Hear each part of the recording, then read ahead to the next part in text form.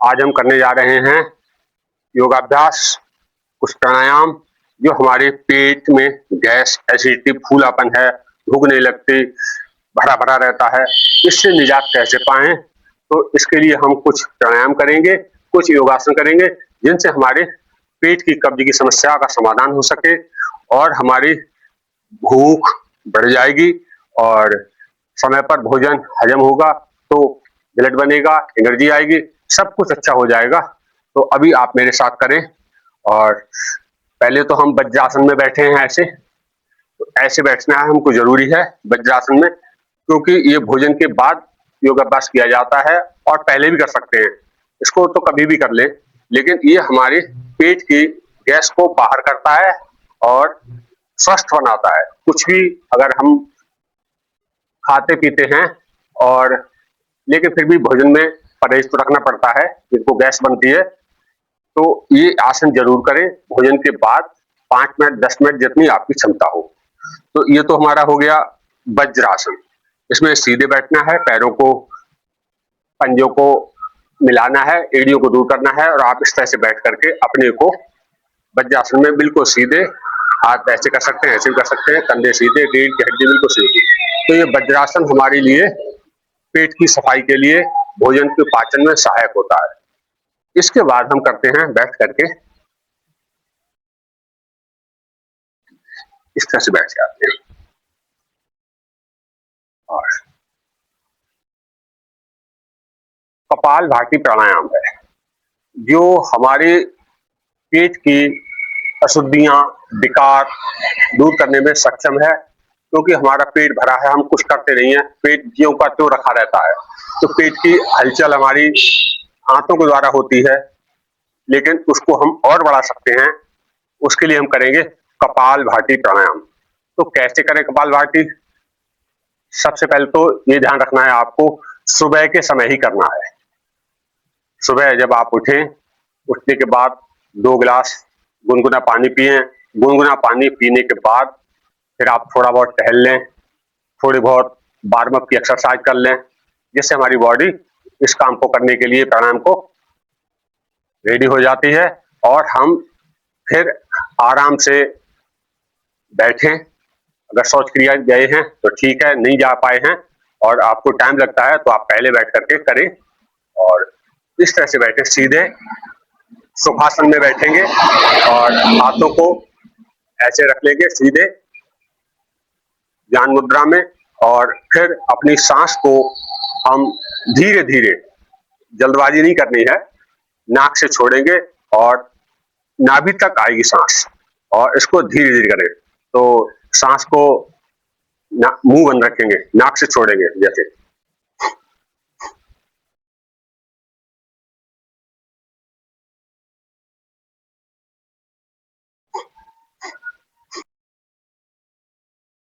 शुरू में करेंगे तो नाक से सांस का थोड़ा आवागमन कम होगा, लेकिन बाद में प्रैक्टिस से बढ़ जाएगा। और देखो आप हाथ ऐसे रखते हैं तो आपको पता लगेगा पेट हमारा अंदर जाता है।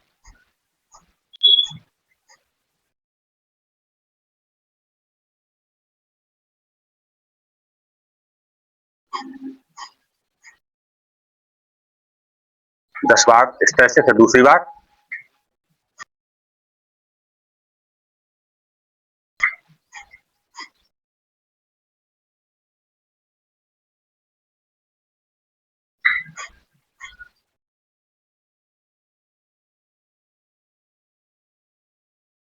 कपालभाति करने से हमारी जो आंतों के अंदर फंसी हुई गैस है, जो पानी पिया है, वो प्रेशर से या तो नीचे बलाशय की ओर धकेल देगी या फिर डकार के रूप में आपको बाहर निकाल देगी। और जगह-जगह जहाँ कहीं पर आंतों में मल चिपका होगा, जो आपने पानी पिया है, जो कपालभाति क्रिया किया है, तो आंतों में हलचल करेगा और हिलेगा-डुलेगा, तो वो आंतों में चिपका हुआ मल मलाशय की ओर भेजना शुरू कर देगा। पानी पीने से एक और फायदा है, जो हमारे रात में पित्त या जो अम्ल या एसिड बन जाता है, वो भी धीरे-धीरे पानी से बाहर चला जाता है और कम बनने देता है। तो ये समस्याएँ हमारी पाचन तंत्र को बिगाड़ती हैं, एसिड का कम बनना और स्ट्रेस को कम करना है।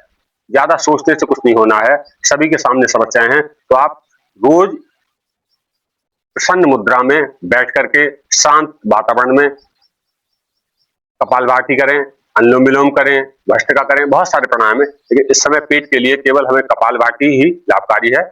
तो इस तरह से फिर करेंगे।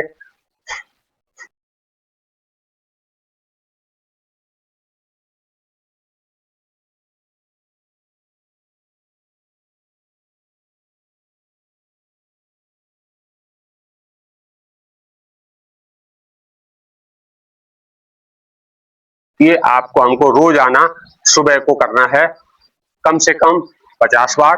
शुरू में कम होगा तो कोई बात नहीं, और 100 बार 200 बार तक करना है। और ये कपालभाति प्रतिदिन करें तो इससे लाभ को हमको जरूर मिलेगा। और इसके बाद एक योगाभ्यास आपका है जिसमें योगासन कहते हैं। इसमें हम ऐसे बैठ जाते हैं, जिसको कहते हैं हम मलासन। जो ऐसे बैठ सकते हैं, हाथों को ऐसे ऐसे जोड़ेंगे और पैरों को मोड़ करके थोड़ा ऐसे घुटने लगा लेंगे, घुटने के बीच में कोहनियां, और ऐसे बैठेंगे। जितनी देर आप बैठ सकते हैं आराम से उतनी देर बैठे, क्योंकि ज्यादा प्रैक्टिस नहीं है। जो लोग ऐसे नहीं बैठ सकते हैं, ऐसे नहीं बैठ पाते हैं, तो कोई सहारा ले सकते हैं, ईंट ले सकते हैं, या फिर हम इस तरह का कोई ऐसा है तो उसको ऐसे रख के ऐसे बैठ सकते हैं। ऐसे बैठे, जो हैवी वेट है, घुटने में दर्द है, कोई परेशानी है, तो आप ऐसे भी बैठ सकते हैं। और ऐसे बैठेंगे तो धीरे धीरे आपको इसका लाभ जरूर मिलेगा। तो मलासन रोज करें। मल त्याग की इच्छा होने पर चले जाएं, और जब तक ये कर पाते हैं तब तक करें, और इसको फिर हटा दें। फिर बैठे बैठे ऐसे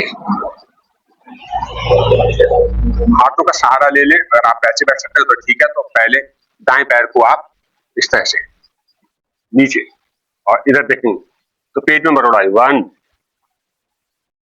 2 3, धीरे धीरे आराम से करें। 4 5 6 7 8 9 10 11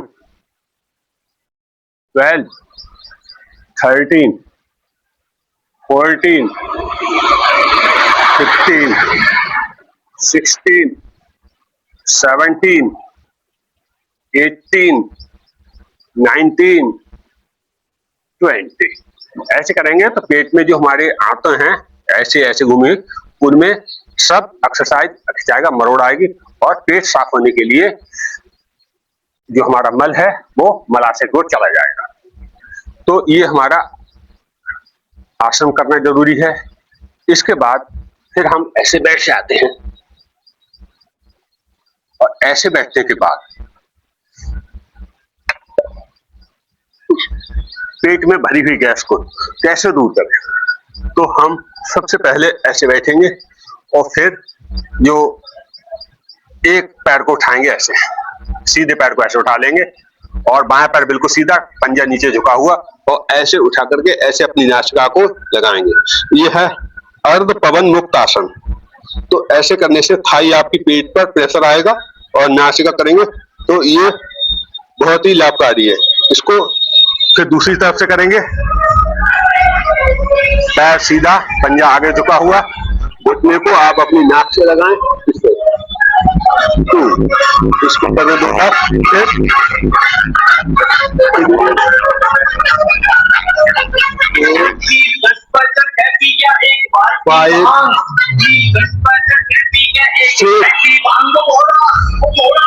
सेवन 8 9 10 10 बार किया। अब इसके बाद करेंगे हम पूरा पवन मुक्त आसन। तो पवन मुक्त आसन में ऐसे पैरों को करेंगे और अपने हाथों से ऐसे पकड़ेंगे दोनों पैरों को, और अपनी नासिका को यहाँ लगाएंगे। इनको थाई को सीने से चिपका दें। अगर नहीं चिपका पाते हैं तो कोई बात नहीं, इस तरह से आप होल्ड करें। और ये है हमारा पवन मुक्त आसन। मोटा पेट, चर्बी, अनिद्रा, आलस, पेट की सफाई, ये सारे कामों को करेगा और आप बिल्कुल स्वस्थ रहेंगे। इस तरह से आप ऐसे अपने को हिलाते भी रहें। पवन मुक्तासन के बहुत फायदे हैं। ये तुरंत ही लाभकारी है।